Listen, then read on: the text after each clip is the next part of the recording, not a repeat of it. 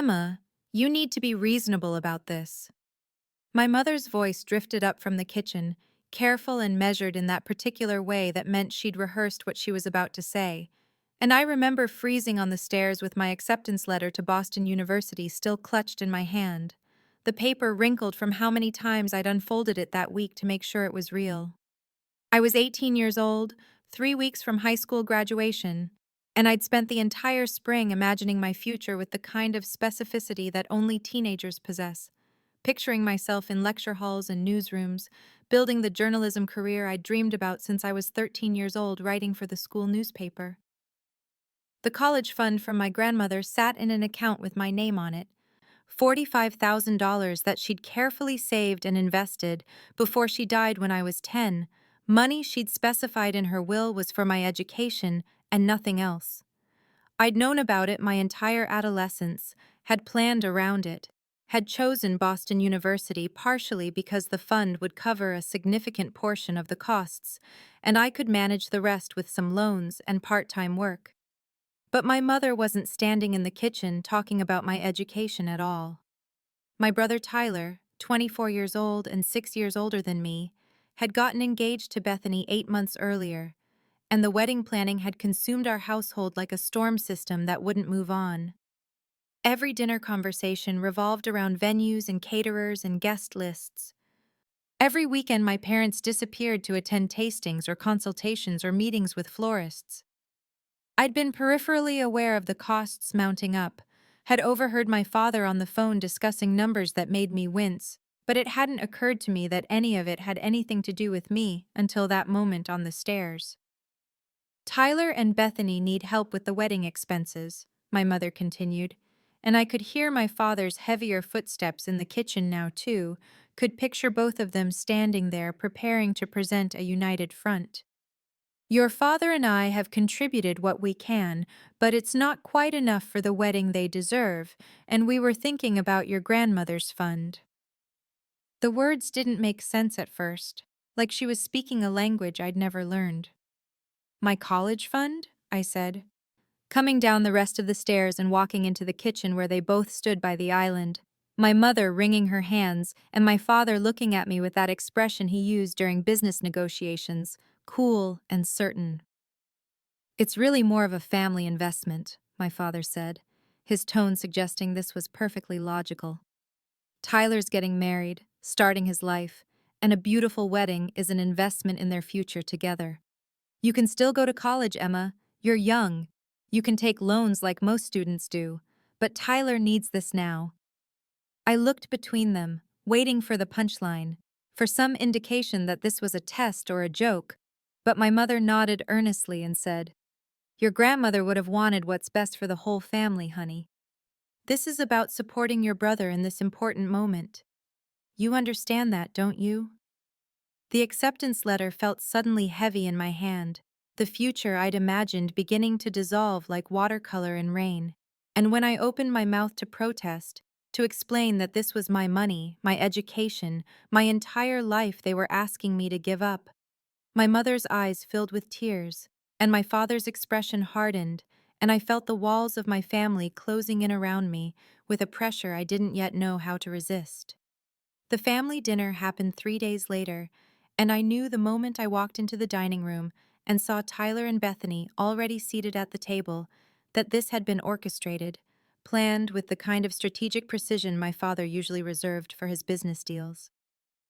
My mother had called that morning asking me to come over for dinner, her voice bright and casual as if nothing significant had happened in the kitchen earlier that week, as if she hadn't asked me to give up my entire future for my brother's wedding, and I'd agreed because some part of me still desperately wanted to believe this could be resolved, that my family would see reason if I just explained clearly enough how much this mattered to me.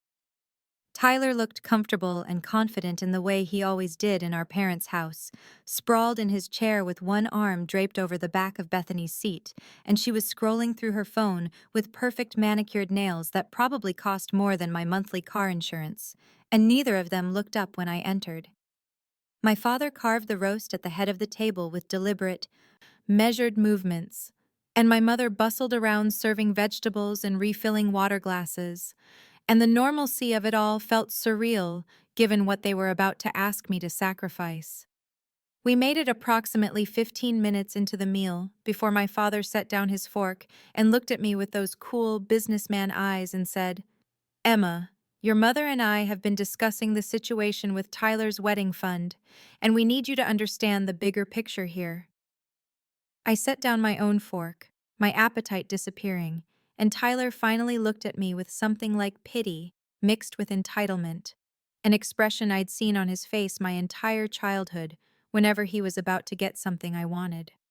"It's really not that complicated," Tyler said, leaning forward now with his elbows on the table. "Bethany and I are starting our lives together, making a real commitment, and the wedding is important for our families, for our professional networks, for our future. You're 18. You have your whole life to go to college. You can get loans like everyone else does." The dismissiveness in his tone made something hot and sharp twist in my chest, and I said, "That money is mine. Grandma left it specifically for my education. It has my name on the account." My mother reached across the table and patted my hand with the kind of gentle condescension usually reserved for small children. "Sweetheart, your grandmother would want family harmony more than anything. She'd want you to support your brother in this important moment. This is about being part of a family, about sacrifice and love." I pulled my hand back and looked at Bethany, who was watching me now with barely concealed contempt, her lips pursed in that way that suggested she'd already decided I was being unreasonable and selfish. "Community college is perfectly fine for some people," Bethany said, her voice dripping with false sweetness. "Not everyone needs to go to some fancy school in Boston. You could stay local, live at home, save money. There's no shame in a more practical path." The words hit me like a slap, and I opened my mouth to respond, but my father cut me off with a raised hand. "Emma, let's be realistic here. Tyler has a career, a fiancée, real responsibilities. He's 24 years old and he's building something. You're young, you're flexible, you can get loans, you can work your way through school like plenty of students do. Tyler needs this money now, and quite frankly, this is not a discussion. This is us telling you what needs to happen for this family." I sat there frozen, looking around the table at these people who were supposed to love me, supposed to protect me and support my dreams, and I felt something inside me begin to crack. Not a clean break, but a slow, splintering fracture that would take years to fully understand. The terrible thing was that even as they sat there dismantling my future with casual certainty, even as Tyler smirked and Bethany sneered and my parents acted as if they were being perfectly reasonable, I found myself remembering every other time I'd been the one expected to sacrifice, expected to understand, expected to be smaller so Tyler could be bigger, and I realized this wasn't new at all. When Tyler was 16, my parents bought him a brand new Honda Accord for his birthday, silver with leather seats and a premium sound system, and I remembered standing in the driveway watching him get the keys, watching my mother cry happy tears, and my father clap him on the shoulder with pride. And 2 years later, when I turned 16, I got a used bicycle from a garage sale and a speech about fiscal responsibility and learning the value of earning things yourself.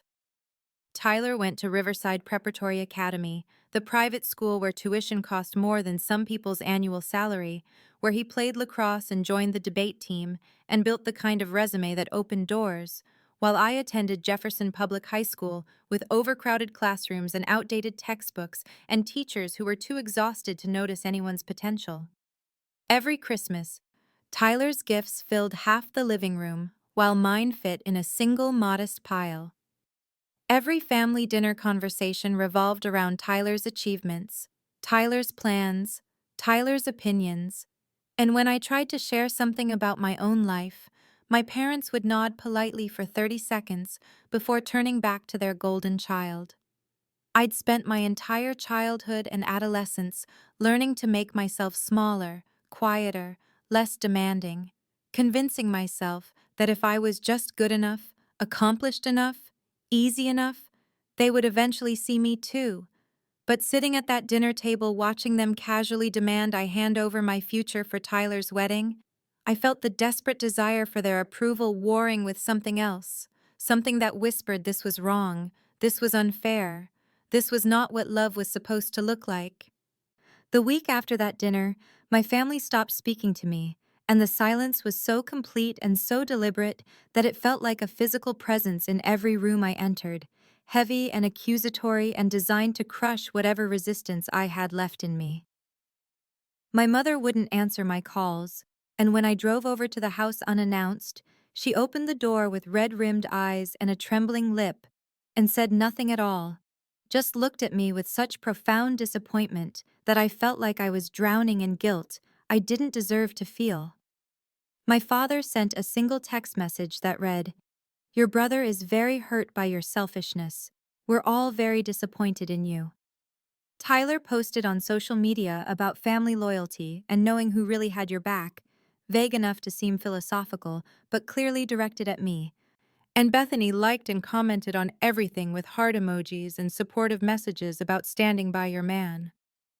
My best friend Casey came over to my room 3 days into the silent treatment and found me staring at my acceptance letter to Boston University with tears streaming down my face, and she grabbed my shoulders and said, "Emma, do not give them that money. This is your life, your future. They have no right to ask this of you." I wanted to believe her, wanted to hold on to my dreams with the fierce certainty she had in her voice. But every hour that passed with my phone silent and my family's love withdrawn felt like another weight added to my chest until I couldn't breathe under the pressure of it. My mother finally called on day 6, and her voice was small and broken when she said, "Emma, sweetheart, your father and I are just so worried about Tyler and Bethany's future, and we thought you'd understand because you're such a loving, generous person, but if you can't help them, then I guess we were wrong about who you are." The manipulation was so transparent that it should have made me angry, but instead I just felt tired, worn down by years of trying to earn love that was apparently conditional on my willingness to disappear whenever Tyler needed the spotlight. The appointment at the lawyer's office was scheduled for the following Tuesday, and I drove there with my hands shaking so badly I had to pull over twice to collect myself. And when I walked into the oak-paneled office with its leather chairs and wall of law books, my entire family was already there waiting, my parents looking relieved and vindicated, Tyler and Bethany holding hands and smiling like they'd already won. The lawyer, a man in his 60s with kind eyes that couldn't quite hide his discomfort with the situation, walked me through the paperwork that would transfer my grandmother's fund from my name to Tyler's, $45,000 that represented every sacrifice my grandmother had made to give me opportunities she never had. And I signed my name with tears blurring my vision and my hand cramping around the pen. The moment it was done, the exact moment the lawyer filed the paperwork and confirmed the transfer was complete, my mother exhaled like she'd been holding her breath for a week, and my father nodded once with satisfaction, and Tyler actually clapped me on the shoulder and said, "Thanks, sis. You're really helping us out here." Nobody said anything about paying me back. Nobody acknowledged what I was giving up. Nobody seemed to notice that I was grieving the death of my future right there in that office with its ticking clock and dusty law books.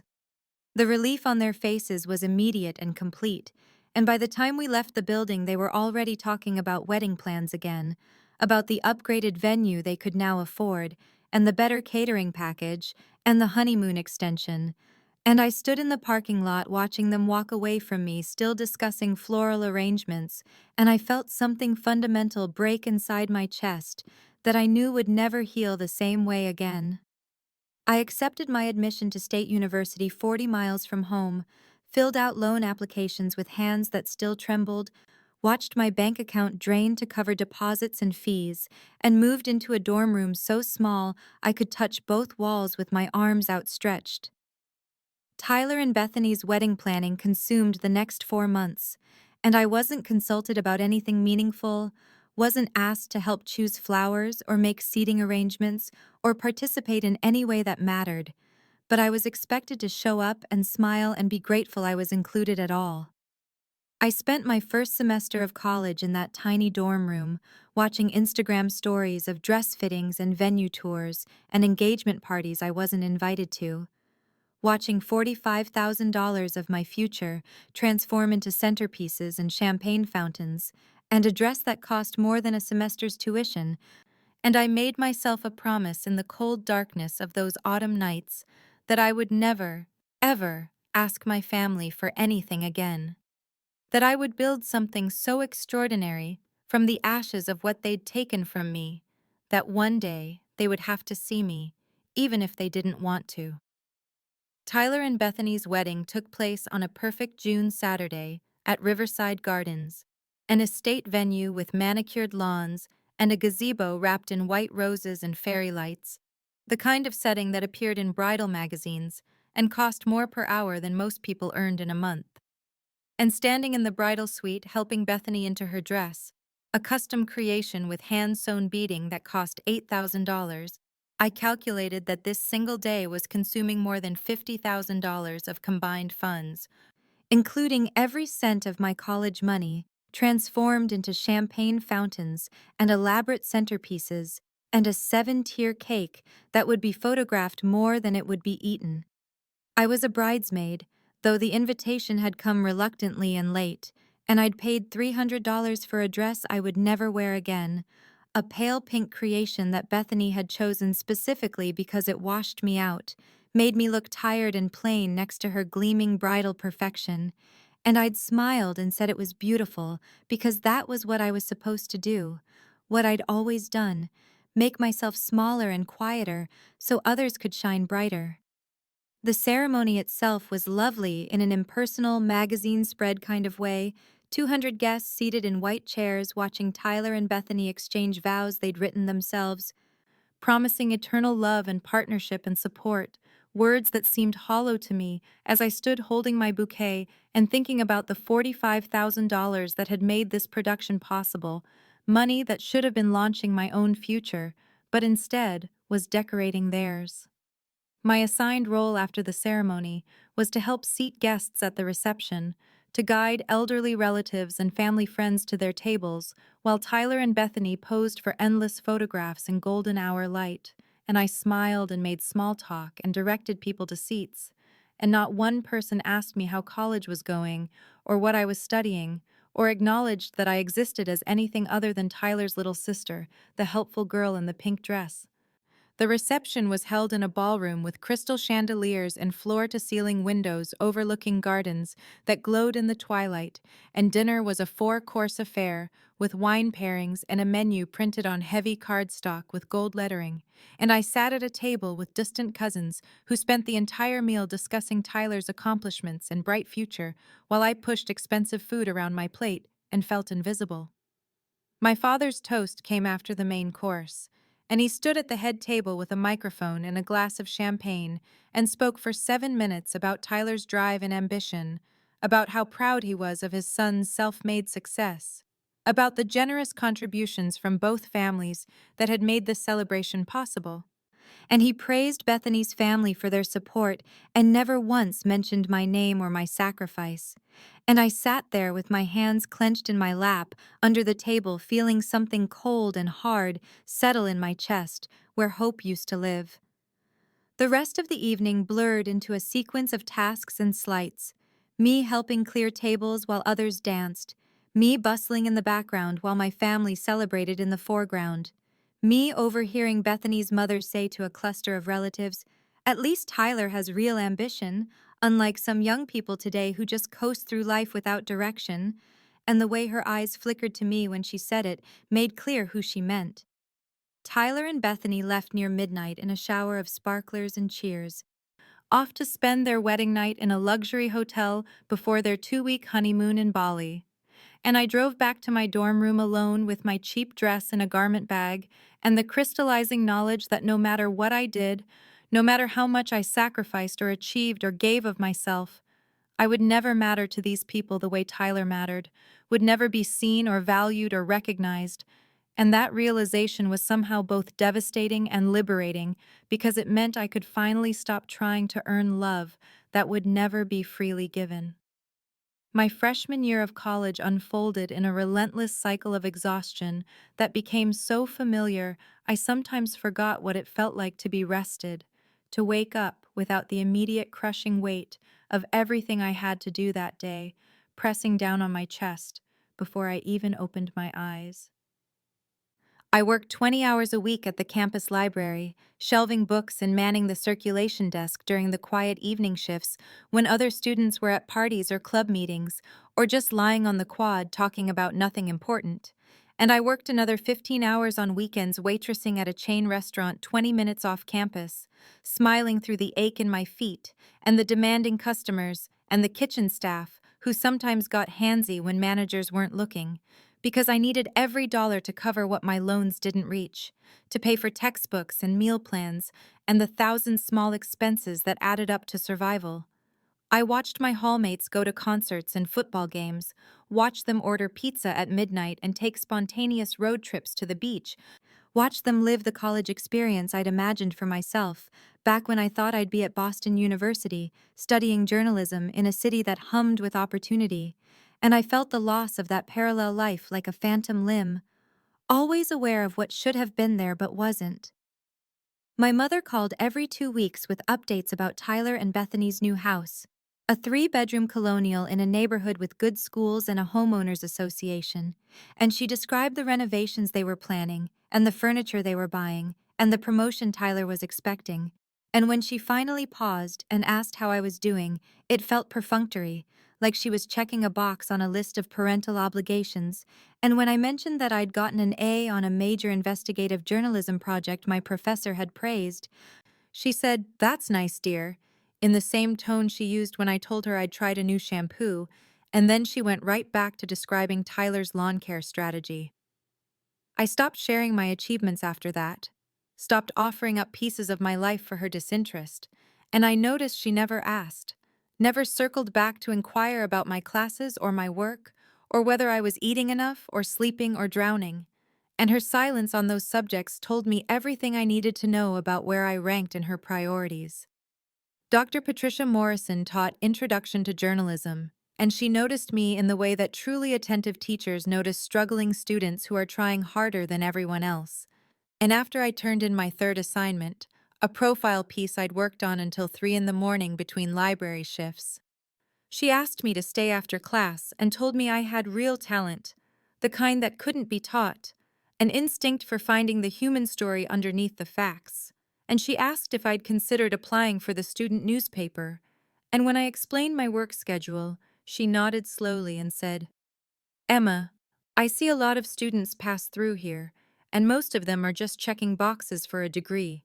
But you have something different, something driven, and I don't want you to lose that because you're stretched too thin."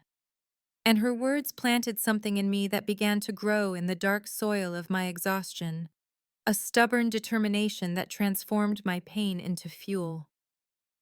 That summer, my parents took a 2-week vacation to visit Tyler and Bethany at a beach rental they'd found, and I wasn't invited. Didn't even know about it until I saw the photos in the family group chat, images of my parents playing with my nephew in the sand, of elaborate dinners and sunset boat rides, and the caption my mother wrote said, "Perfect family time." And I wasn't in any of the pictures, wasn't part of that definition of family, so I took an unpaid internship in Boston that Casey helped me get through a connection of her father's. And I slept on her couch in her cramped apartment in Allston and learned everything I could about real journalism from reporters who saw something in me worth teaching. And somewhere in those humid July weeks of chasing stories and surviving on coffee and discovering that I was good at this work, actually good at it in a way that made editors notice and sources trust me, I felt the girl who needed her family's approval begin to die, and someone fiercer and more self-contained began to take her place. My sophomore year brought my first real recognition in the form of the Regional Collegiate Journalism Award for Investigative Reporting, a piece I'd spent 3 months researching about safety violations in off-campus student housing that had resulted in 2 preventable deaths the year before. And when the awards ceremony was scheduled for a Saturday afternoon in April, I called my parents with careful hope in my voice and told them about it, explained that it was a significant achievement and that I'd really like them to be there. And my mother said, "Oh, honey, that's wonderful. Let me check the calendar." And there was a long pause filled with the sound of pages turning before she said, "Oh, that's the same weekend Tyler and Bethany are looking at new cars. We promised we'd watch the baby." And when I suggested my father could come alone, she made a small noise of sympathy and said, "You know your father, he's not comfortable at those academic things, but we're so proud of you, sweetheart." Except her pride felt like something printed on a greeting card, mass-produced and impersonal, nothing that cost her anything to give. I accepted the award in a hotel conference room in front of journalism faculty and other student winners, while my parents were presumably at a car dealership admiring Tyler's ability to secure a loan. And I smiled for the photograph and shook hands with the dean and felt the last fragile thread of expectation snap somewhere deep inside me, where I'd been holding on to the idea that if I just achieved enough, shined brightly enough, they would finally see me.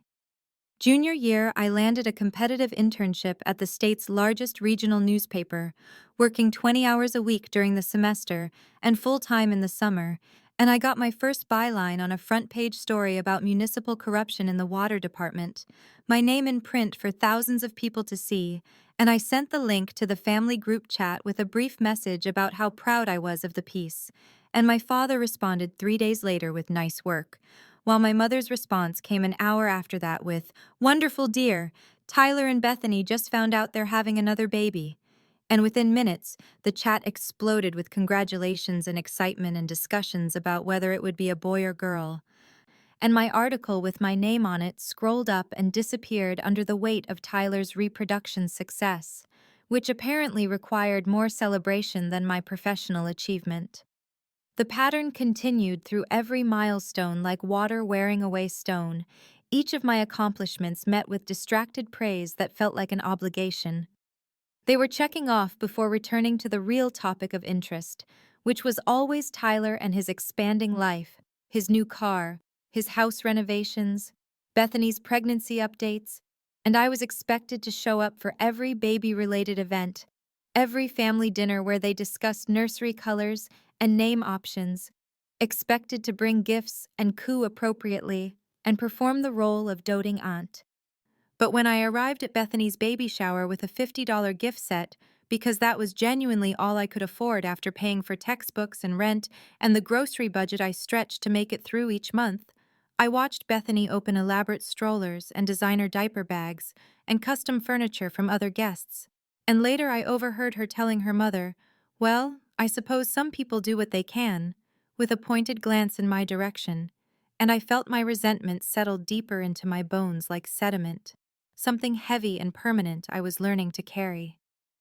By senior year, I'd built a portfolio that made my professors tell me I could work anywhere, and I applied to major newspapers and digital media companies in New York, Chicago, Washington, and when the offer came from a prominent New York outlet with a starting salary of $62,000, I felt something close to vindication, proof that I'd built something real from the ruins of my college fund, and I called my mother to share the news because some stupid part of me still wanted her to be proud, and she listened to my explanation of the position and the salary and the opportunities it represented, and then she said in a voice full of concern, "That seems like a lot of stress, Emma.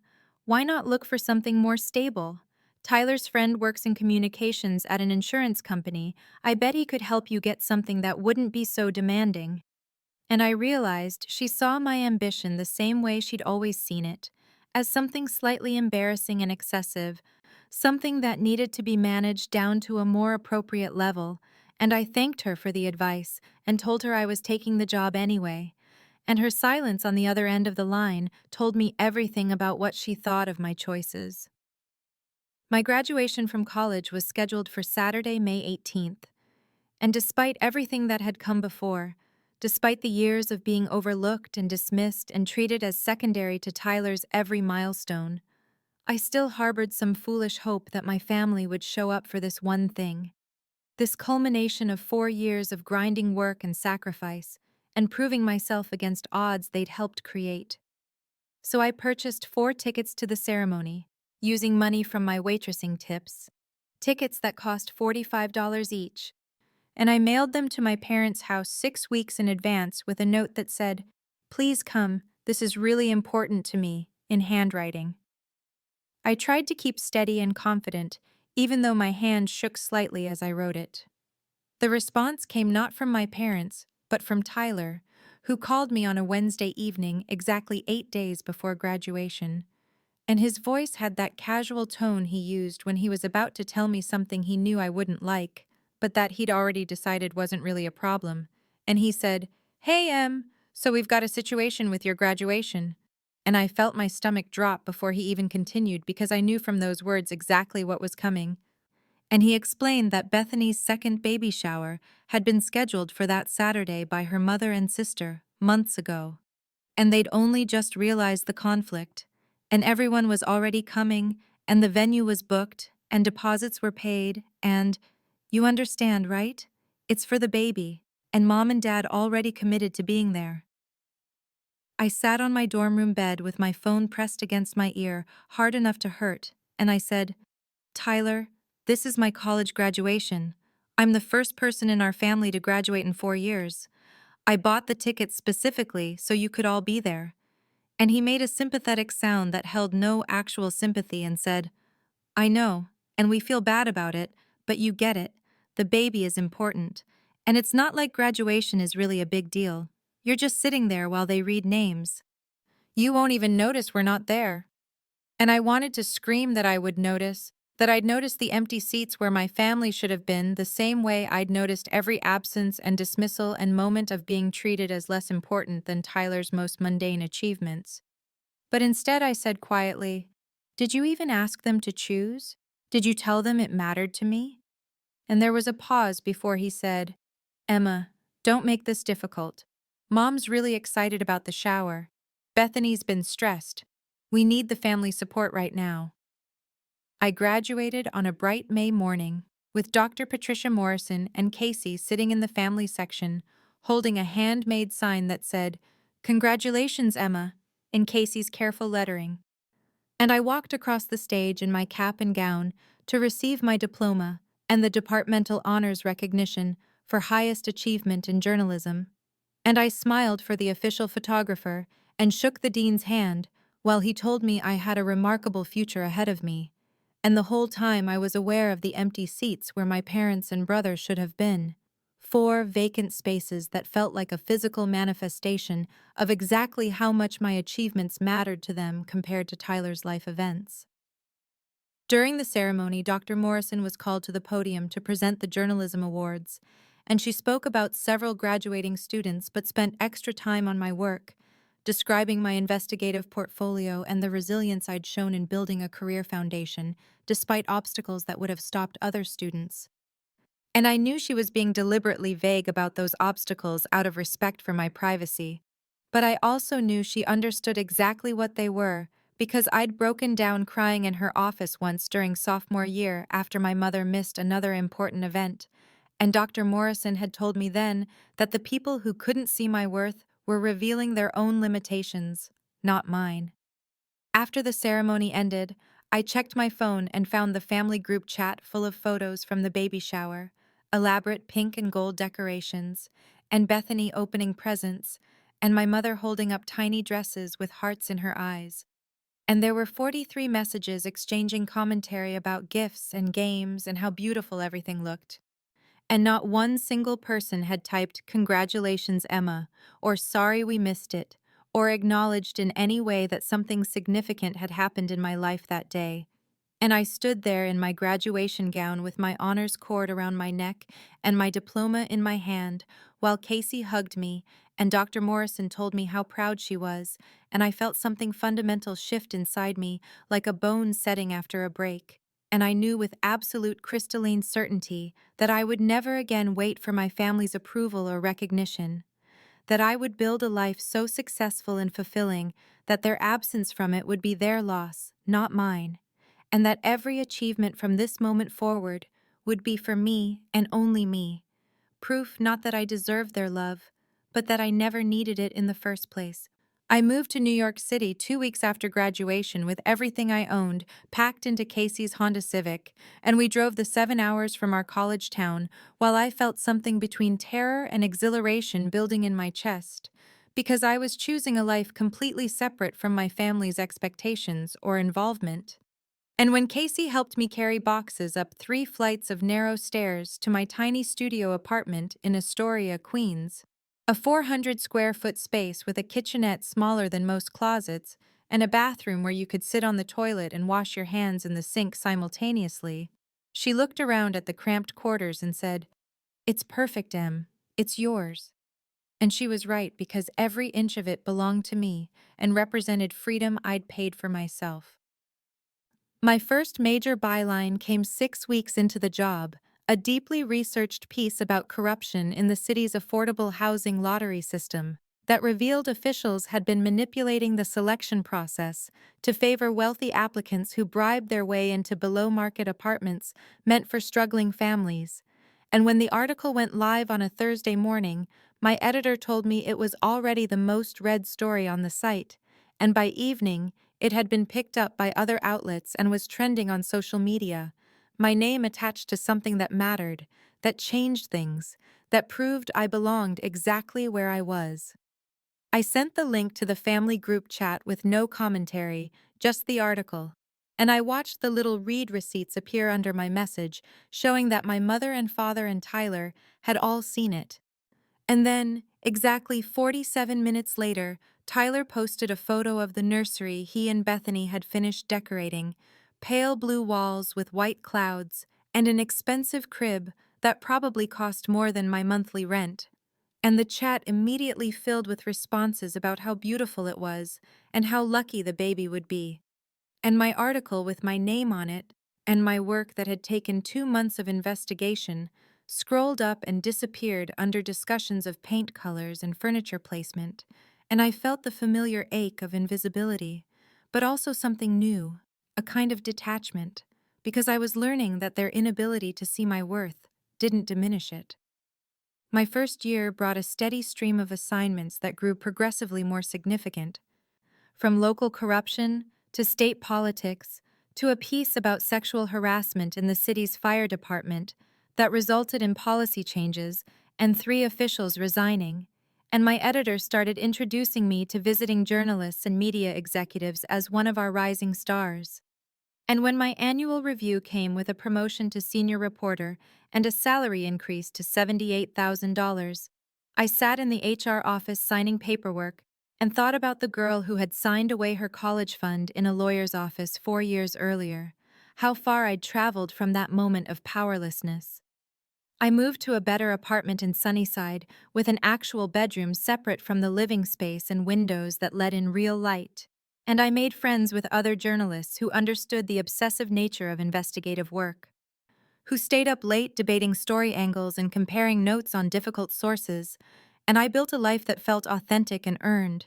Every piece of furniture I bought and every dinner I cooked in my narrow kitchen representing money I'd made through my own talent and determination. I still sent gifts for my nephew's birthday and Christmas, age-appropriate books and educational toys I selected carefully, and I attended some family events when I was visiting my college friend Casey, whose parents still lived in our hometown, stopping by for Sunday dinners where my mother served pot roast, and my father asked cursory questions about my work, before turning the conversation back to Tyler's career as a sales manager for a regional office supply company, a job he'd held for 3 years without significant advancement, but which my parents discussed as though he were a Fortune 500 CEO, and Bethany would make comments about how nice it must be to have such flexibility in my schedule, implying that my work was somehow less demanding than Tyler's 9-to-5 routine, and I would smile tightly and not mention the 70-hour weeks or the sources who only agreed to meet at midnight or the way I'd spent last Thanksgiving in my apartment conducting phone interviews for a story that couldn't wait. By the end of my second year, I'd been nominated for a regional journalism award for an investigative piece about pharmaceutical companies paying doctors to overprescribe opioids to low-income patients, and though I didn't win, I was recognized at a ceremony attended by some of the most respected names in journalism, And I was building a reputation as someone who took on difficult stories that others avoided, someone who could be trusted with sensitive sources and complex material. And my professional identity was becoming solid and real in a way that felt completely separate from the family who had never believed I was capable of anything exceptional. 3 years into my career at the publication, I received an assignment that would change everything. A tip from a source I'd cultivated during a previous investigation about systematic fraud at a mid-sized pharmaceutical distribution company called MedSource Solutions that was allegedly falsifying quality control documents and distributing medications that had been stored improperly, rendering them ineffective or potentially dangerous. And what started as a single allegation turned into 6 months of the most intensive investigative work I'd ever undertaken. Countless hours spent reviewing shipping manifests and temperature logs, and conducting interviews with warehouse workers who were terrified of retaliation. Late nights in my apartment with documents spread across every surface, while I traced the pattern of falsification through 3 states and multiple distribution centers. And my editor gave me the resources and time I needed because she understood this was the kind of story that defined careers and changed industries. The series ran over 4 consecutive days in March, each installment revealing another layer of the fraud: the human cost of medications that didn't work when patients needed them most, the company executives who had prioritized profit margins over safety, the regulatory failures that had allowed it to continue for years. And by the second day, we were getting calls from federal investigators and congressional staffers. And by the fourth day, the CEO had resigned, and the company's stock had dropped 47%, and 3 separate government agencies had announced investigations. And my name was suddenly everywhere, attached to a story that mattered in ways I'd dreamed about when I was 18 years old, sitting in Dr. Morrison's Introduction to Journalism class. The professional recognition came in waves that felt surreal even as I experienced them: invitations to speak on panels about investigative journalism, interviews with industry publications and morning news shows, job offers from publications I'd admired since college. And then the formal award nominations started arriving. First, the State Journalism Association's Investigative Reporting Award, which I won at a ceremony in Albany, where I gave an acceptance speech while my hands shook with adrenaline. Then a National Healthcare Journalism Award. Then a nomination for the Livingston Prize for Young Journalists, which was one of the most prestigious recognitions in the field for reporters under 35. In September, I received notification that I'd been selected for the prestigious Marcus Fellowship for Investigative Journalism, a program that provided a $100,000 grant, plus a full year's salary to pursue an investigative project of my choosing, and only 3 journalists nationally received it each year. And when my editor called me into her office to tell me that the Washington Tribune wanted to hire me as a senior investigative reporter with a starting salary of $145,000 plus full benefits and a signing bonus, I sat in the chair across from her desk and felt like I was watching my life transform in real time. Like the struggling college student who had worked 2 jobs and graduated alone was finally, definitively, being left behind. My face appeared on the cover of Columbia Journalism Review in a feature about the next generation of investigative reporters, and I was invited to speak at my journalism school's graduation ceremony. And I moved from my Sunnyside apartment to a 1-bedroom in Brooklyn Heights with exposed brick and windows overlooking the harbor, and I bought furniture that wasn't secondhand for the first time in my life, and every single piece of it was evidence that I had built something real and lasting from nothing but my own determination and talent. I posted nothing about these achievements in the family group chat, had learned years ago that sharing my successes there was like dropping stones into a well that had no bottom. But my mother must have seen something online because she texted me privately to say, "Saw you won some award, that's nice, congratulations." And 3 hours later, the family chat filled with messages celebrating Tyler's promotion to assistant manager at his company, a position that came with a modest raise and essentially the same responsibilities he'd already been handling, and my parents' enthusiasm was effusive and detailed. My father writing, So proud of our son, always knew you were destined for management. And I realized with a clarity that felt almost peaceful that nothing I ever accomplished would matter to them the way Tyler's most ordinary achievements did, that I could win a Pulitzer Prize and cure cancer and be named Journalist of the Century, and they would still find his daily mundanities more worthy of attention and praise. And instead of hurting the way it once would have, I felt only a distant acknowledgement of a fact I'd already accepted, because I had spent 3 years building a life where my worth was recognized and valued by people whose opinions actually mattered. And my family's inability to see what I'd become was their limitation, not my failure. 4 years after Tyler's wedding, after I had built a career that exceeded every goal I'd set for myself at 18, after I'd become someone my younger self wouldn't have recognized in her tiny dorm room eating ramen and working closing shifts at the campus restaurant, Tyler called my cell phone on a Tuesday evening in October, and I almost didn't answer because I was reviewing notes for an interview the next morning.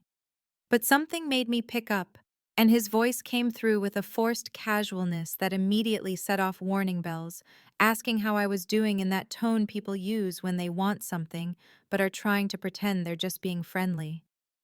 We exchanged maybe 3 minutes of superficial conversation about weather and work before he got to the point, his voice shifting to something more serious as he said, "Look, Em, I need to ask you something, and I hope you'll hear me out." And I felt my entire body tense because I knew what was coming before he said it, could predict the exact shape of the request that was about to emerge. He needed money, $10,000 to be precise, described it as a small loan that he'd pay back within 6 months, explained that he'd made an investment in a friend's tech startup that had gone bad, that he'd been counting on returns that never materialized, and now he was in a tight spot with some credit card debt that had gotten out of hand, and Bethany was pregnant with their second child, which was wonderful but expensive, and the house they'd bought 3 years ago had needed a new roof and furnace both in the same year, and he just needed a little help to get back on solid ground. And surely I could understand that family helped family in difficult times. I listened to the entire explanation without interrupting, and when he finished, there was a silence that stretched long enough to become uncomfortable, and then I said very calmly that I couldn't help him financially, that my budget didn't allow for lending that amount of money, and the shock in his voice was almost comical when he said, "Emma, it's $10,000. You're making good money now, I know you can afford it," as though my salary was somehow communal property that he had a right to access. I felt something cold and clear settle in my chest as I said, "Tyler, I work very hard for my money, and I have my own financial obligations and goals, and I'm not in a position to loan you $10,000. And his tone shifted immediately to something sharper, more entitled, as he said, "I'm your brother. This is what family does. Or did you forget about family now that you're some big shot reporter?" And I heard echoes of every dismissive comment, every ignored achievement, every time my accomplishments had been treated as less important than his most mundane updates. He brought up the wedding fund then, actually had the audacity to say, "We helped you out when you needed it, gave you a place to stay, supported you," rewriting history so thoroughly that I had to pause to make sure I'd heard him correctly. And when I said, "Tyler, you didn't help me. I gave you $45,000 of my college fund that you never thanked me for, that paid for your wedding. And I'm not giving you more money now." His voice went cold and hard as he said, "That's how you want to be? Fine." And he hung up. 2 hours later, my mother called, then my father, both using the same talking points about family obligation and how disappointed they were in my selfishness, how I'd always been difficult and unwilling to help others. And my father actually used the phrase, "after everything we've done for you," with such conviction that I had to resist the urge to laugh, because the list of what they'd done for me was remarkably short compared to the list of what they hadn't done, the graduation they'd skipped, and the achievements they'd ignored, and the endless prioritizing of Tyler's needs over mine. But I stayed calm and repeated that I would not be lending money to Tyler, and when my father said, "You're being ungrateful and selfish," I said, "I need to go now," and ended the call.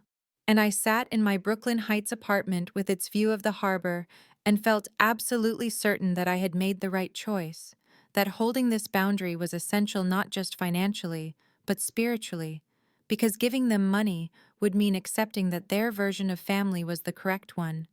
And I had spent 4 years building a life that proved I deserved better than their version of anything. The nomination for the Gerald Loeb Award came in February, 6 months after I'd held my boundary against Tyler's request for money, and when my editor forwarded me the email from the award committee, I had to read it 3 times before I fully processed what it meant: that my MedSource investigation had been selected as one of 5 finalists in the business and financial journalism category for one of the most prestigious honors in American journalism, and the ceremony would be held in June at the Pierre Hotel in Manhattan, with a black tie gala attended by the industry's most influential figures and accomplished reporters. I won on a Tuesday evening in a ballroom filled with 600 people in formal wear, my name announced from a podium by a Pulitzer Prize winner whose work I'd studied in college, and as I walked to the stage in a navy silk gown I'd bought specifically for this moment, I felt like I was moving through a dream.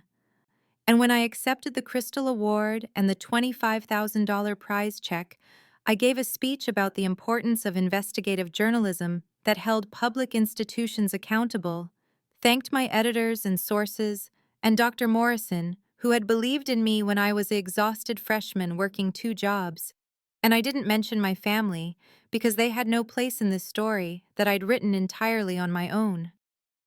The recognition cascaded after that, in ways that felt almost surreal: magazine profiles in the Atlantic and Columbia Journalism Review that detailed my background and investigative methods, invitations to speak at journalism schools and professional conferences across the country, morning show interviews where hosts asked me about the future of investigative reporting. And through it all, I maintained the same focused intensity that had carried me through college, because I understood that success wasn't a destination, but a continuous process of proving my worth through the quality of my work.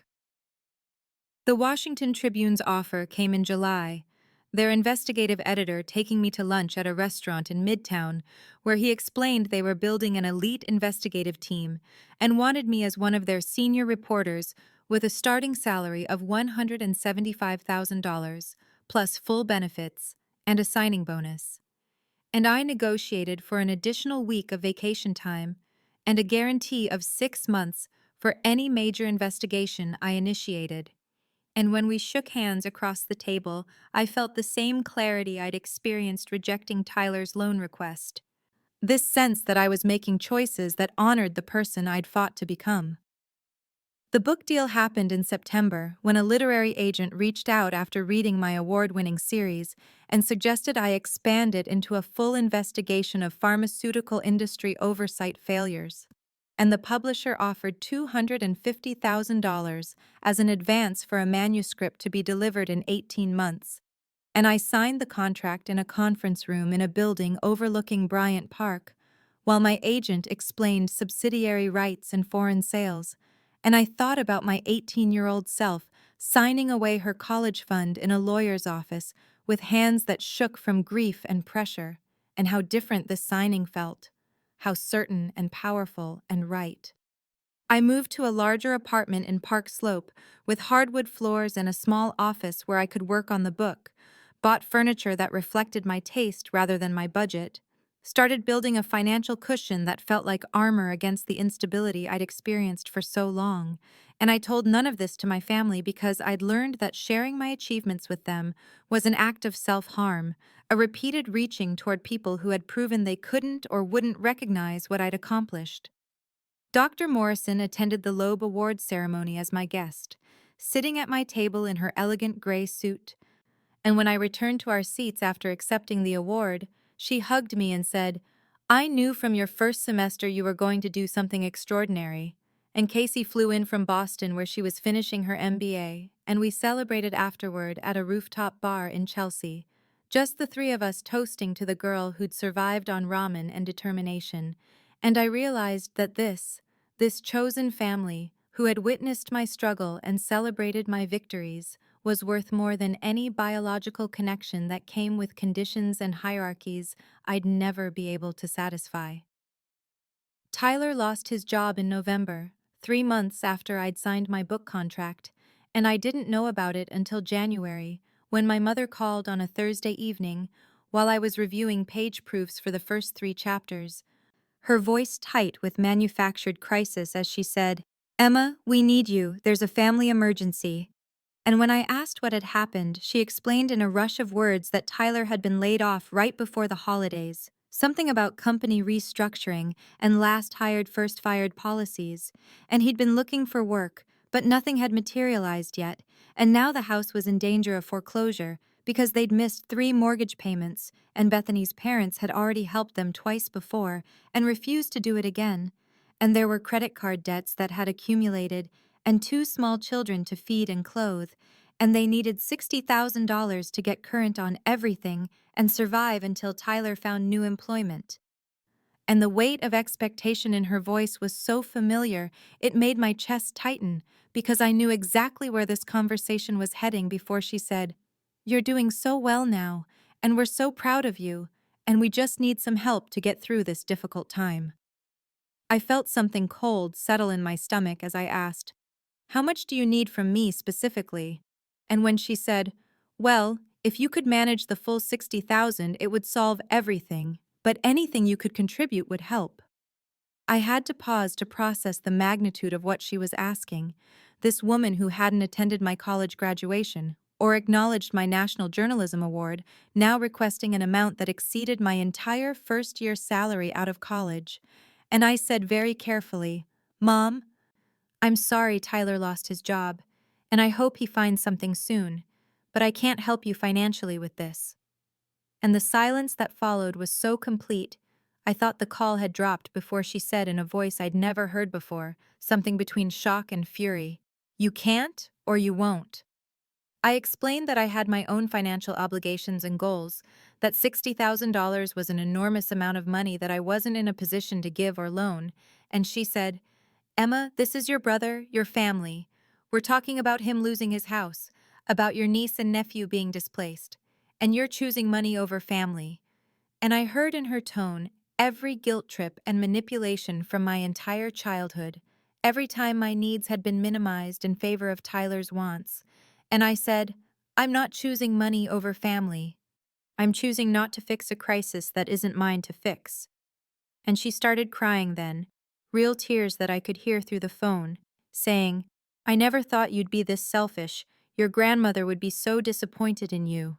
Weaponizing the woman whose college fund they'd taken from me to fund Tyler's wedding.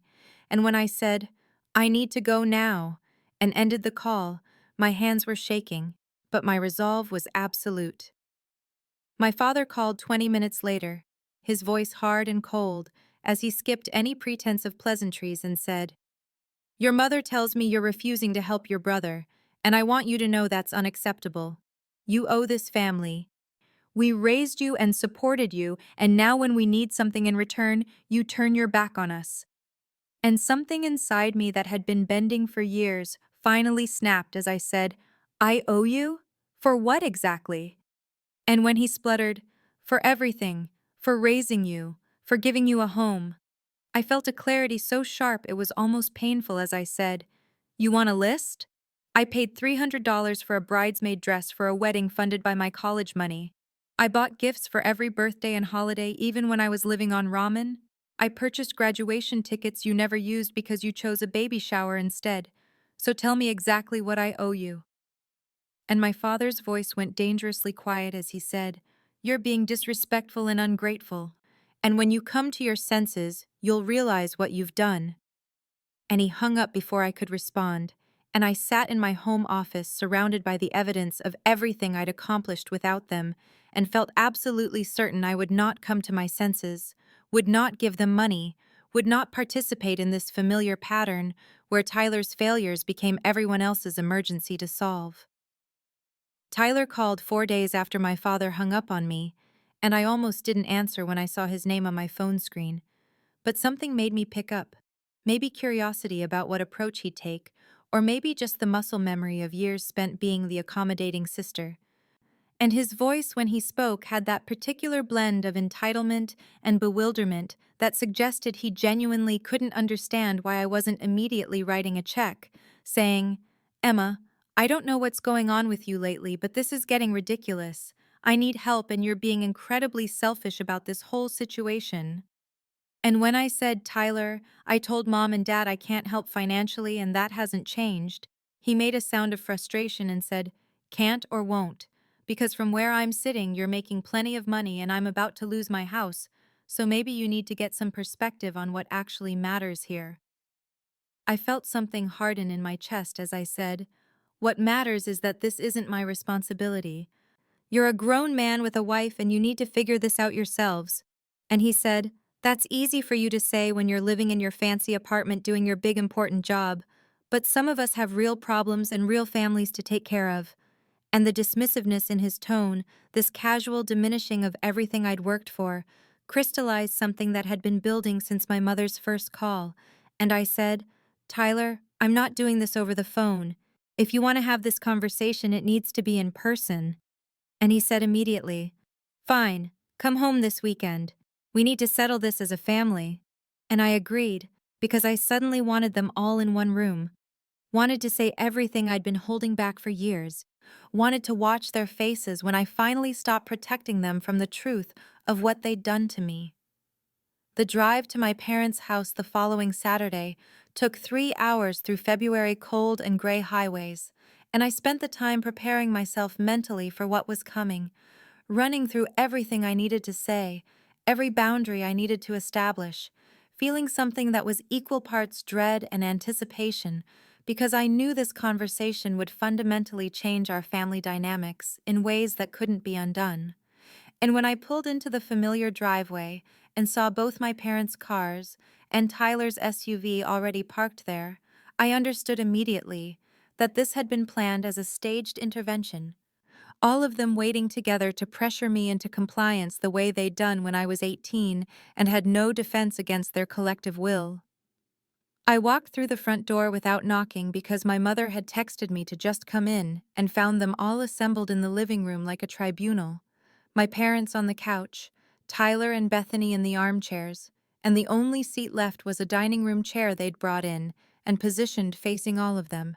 And I remained standing instead because I wouldn't sit where they'd placed me, wouldn't accept the physical positioning that put me lower and alone. And my father started immediately without any greeting or small talk, his voice carrying that familiar authoritative tone as he said, "Your brother needs help, you have the means to provide that help, and family helps family. So we're here to settle this matter and figure out how you're going to contribute to solving this crisis." And I looked at each of them in turn, these people who shared my blood but had never truly seen me, and said in a voice that was perfectly calm and absolutely certain, "Let's talk about family helping family, because I think we have very different understandings of what that phrase actually means." When Bethany leaned forward in her chair with that expression I'd seen so many times before, that particular blend of condescension and manufactured concern, and said, "Emma, you're being incredibly selfish. You need to think about the children, your niece and nephew. They're innocent in all this, and they're going to suffer because you won't help their father." Something inside me that had been carefully controlled finally broke free. Not into hysteria or tears, but into something colder and more powerful, a controlled fury that had been building for years. As I said, "Let's talk about what I've actually been through, because I don't think any of you have any idea what you put me through or what my life has actually been like since you took my college fund." And my mother opened her mouth to interrupt, but I held up my hand and kept speaking, my voice level, but harder than they'd ever heard it, as I detailed every single slight and dismissal and moment of invisibility, starting with that lawyer's office when I was 18 years old, signing away my future with shaking hands, while all of you watched and felt relieved instead of guilty. Moving through the wedding where I paid $300 to be a bridesmaid in a ceremony funded by money that was supposed to pay for my education, and listened to Dad toast Tyler's self-made success without a single mention of where the startup capital actually came from, continuing through 4 years of college where I worked 2 jobs every semester. the campus library on weekdays and waitressing on weekends, eating ramen and rice because that's what I could afford while you called me every Sunday to talk about Tyler's new furniture and career advancement, and never once asked how I was managing. My father shifted uncomfortably on the couch and said, "Emma, we didn't know you were struggling that much. You never told us." And I felt something like laughter bubble up in my throat as I said, "I didn't tell you because you never asked. You never once asked how I was paying for school or what my life was like or whether I needed anything. Every single conversation was about Tyler and his life and his needs." And I turned to look directly at my brother, whose face was showing the first genuine hint of shame I'd seen from him, as I said, "I graduated alone, Tyler, completely alone, except for my professor and my best friend, because you and Bethany had a baby shower scheduled the same day, and Mom and Dad chose that over my college graduation without even pretending to struggle with the decision, and I had already bought their tickets with money I earned waitressing, and I sat in that auditorium with thousands of other graduates and their families, and I had two people there for me while you all sent photos of cake and decorations to the family group chat." My mother was crying now, real tears streaming down her face as she said, "Emma, we didn't know it hurt you so much. We thought you understood. We thought you were okay." And I felt years of accumulated pain sharpen my voice as I said, "You didn't know because you never asked. You never cared to know. Every achievement I've had has been met with indifference or dismissal. I won a state journalism award my sophomore year, and you didn't come to the ceremony. I got my first major byline in a national publication, and Dad changed the subject to talk about Tyler's promotion to assistant manager. I've been published in magazines and newspapers across the country and appeared on panels and won a national fellowship, and none of you knew because you never asked about my life." My father's face had gone red as he said, "We're your parents, Emma. Regardless of past mistakes, you owe us respect, and you owe this family loyalty." And I felt something settle into absolute certainty as I said, "Respect is earned, and what you want isn't respect or loyalty. You want money. You want me to solve problems you created by always prioritizing Tyler over everything else, including basic fairness or acknowledgement of your other child." And I pulled out my phone and opened my banking app and held it up so they could see the balance and said, "I make $175,000 a year as a senior investigative reporter. I received a $250,000 advance for a book that's being published in 4 months. I have savings and investments and a retirement account, and I earned every single dollar of it myself without any help from any of you. And you know why you didn't know any of this?" Tyler's face had gone completely pale as he stared at the numbers on my phone screen and said in a voice I barely recognized, "Emma, I had no idea. I didn't know you were doing that well." And I looked at him with something that might have been pity as I said, "You didn't know because you never asked about my life. None of you did. Every time I came home for holidays or birthdays, you talked about your kids and your house and your problems and treated me like I was still 18 years old and working at the campus library instead of a nationally recognized journalist whose work has influenced federal policy and appeared in publications you've probably read without noticing my name." Bethany made one last attempt at manipulation, her voice taking on that syrupy tone as she said, "But Emma, surely you can see that the children need stability, they need their home, and you have so much now, surely you can spare something to help family." And I felt absolutely no hesitation as I met her eyes and said, "Your children need parents who make responsible financial decisions and live within their means. What they don't need is an aunt who enables their father's pattern of expecting other people to solve his problems, and I am not going to be that person, not now and not ever again." I stood there in my parents' living room with all of them staring at me after Bethany's failed attempt at emotional manipulation, and I felt absolutely clear and calm as I said, "I will not give you money, not $10,000 and not $60,000 and not a single dollar. I will not finance Tyler's choices or bail him out of problems he created or enable this family's pattern of expecting me to sacrifice myself for his benefit." And my father's face went from red to almost purple as he stood up and said, "Then you leave us no choice, Emma.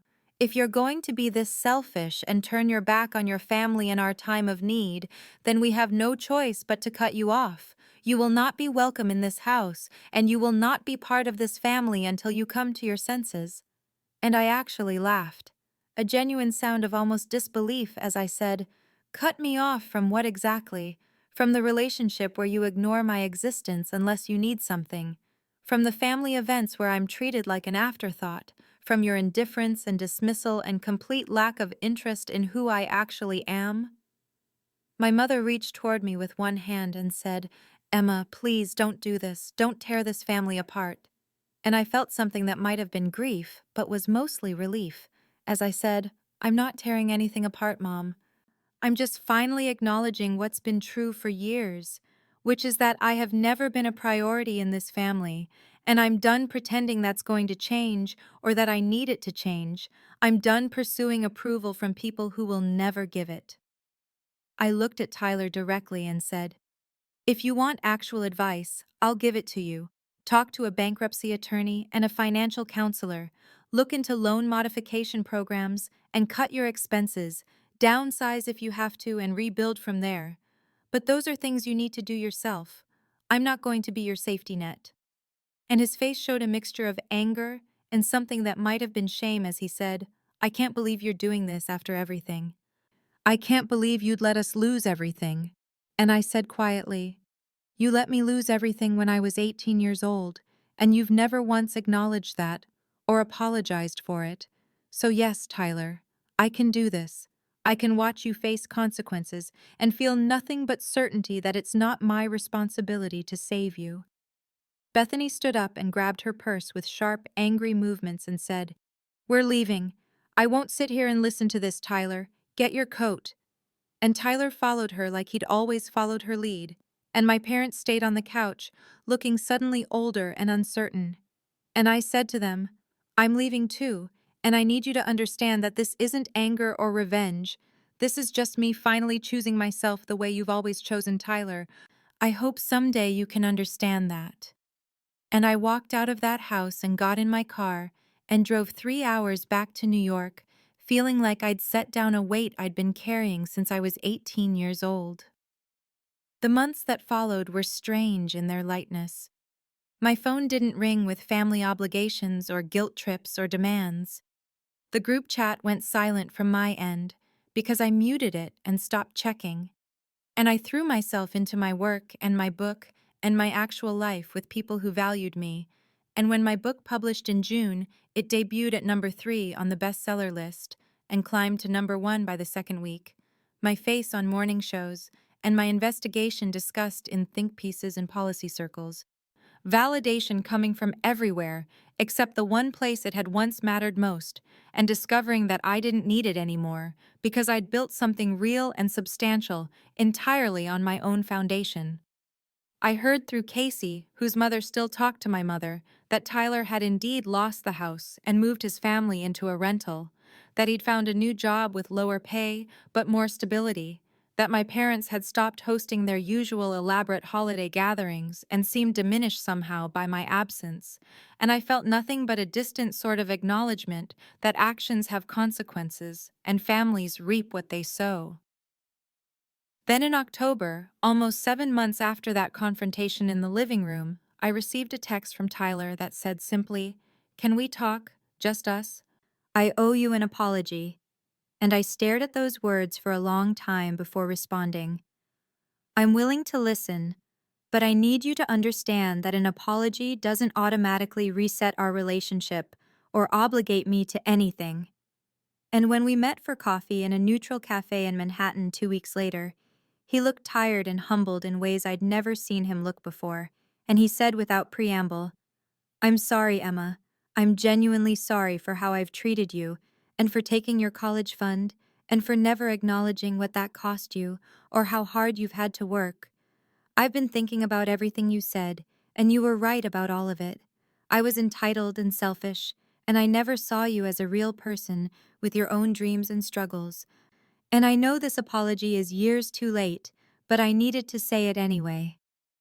I studied his face for signs of manipulation or ulterior motive and found only genuine regret. And I said carefully, I appreciate you saying that. I do. But you need to understand that this doesn't fix everything. And it doesn't mean we go back to how things were. If you want any kind of relationship with me, it has to be completely different, with real boundaries and mutual respect and actual interest in each other's lives. And he nodded and said, I understand.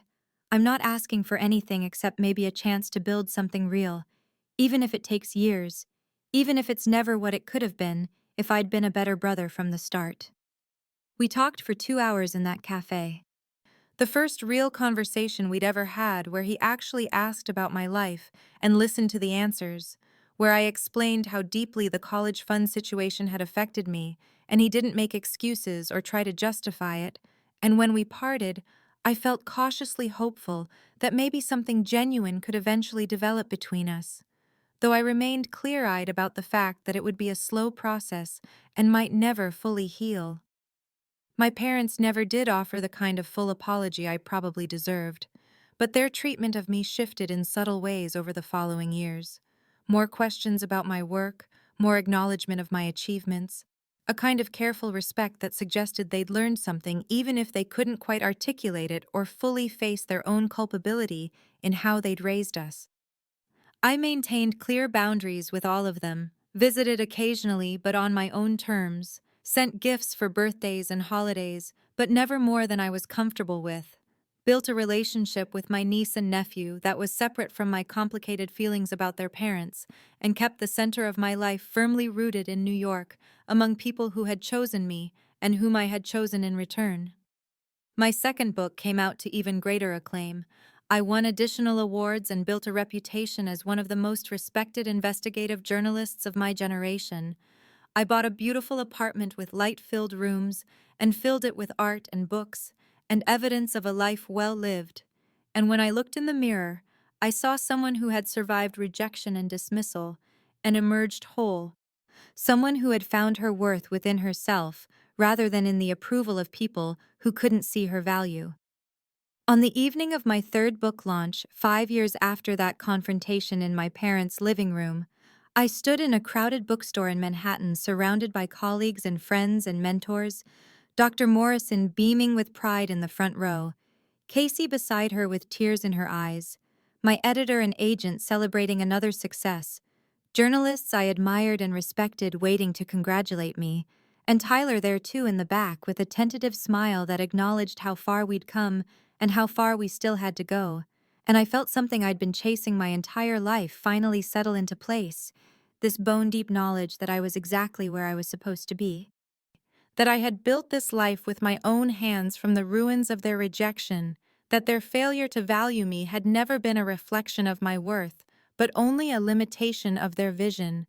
And as I stepped up to the microphone to talk about the work that mattered to me and the stories that needed to be told, I understood with perfect clarity that I was finally, completely, authentically free.